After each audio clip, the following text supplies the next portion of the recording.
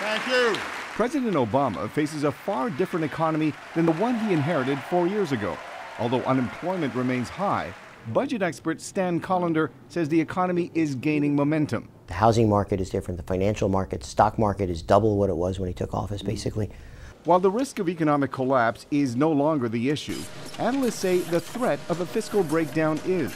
Despite averting a large tax hike for middle-class Americans, Congress has only delayed the sequester, deep spending cuts mandated to force both parties to negotiate a deficit-cutting deal. Author and fiscal expert Charles Koenigsberg says it's a terrible way to run a government. On March 1st, automatic budget cuts go into effect. They would cut both defense and non-defense programs by more than 5%, which could have a major impact on unemployment and on economic growth.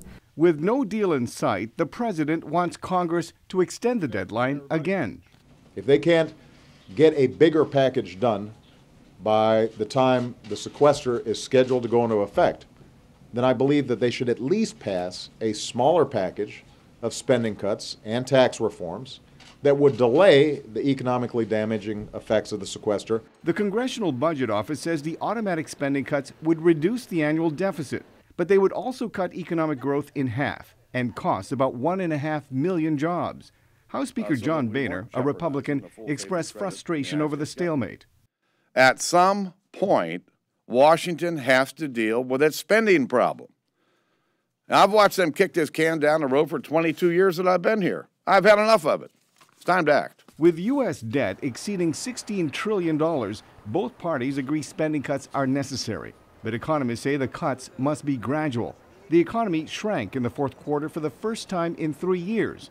The result, says Stan Collender, of a 22% cut in military spending. It's interesting because after 4 years of Republicans talking about how spending cuts were going to spur economic growth, we now know for sure just the opposite is true. Charles Koenigsberg has worked in both Republican and Democratic administrations. He says how the president speaks to Republicans on Tuesday may be just as important as what he says. It is essential to bridge the gulf between the two parties. And the only political figure who can do that is the president. A nagging question is, how much political capital is the president willing to expend to bridge a political divide that analysts say is, for now, the biggest drag on the world's largest economy? Arcega, VOA News, Washington.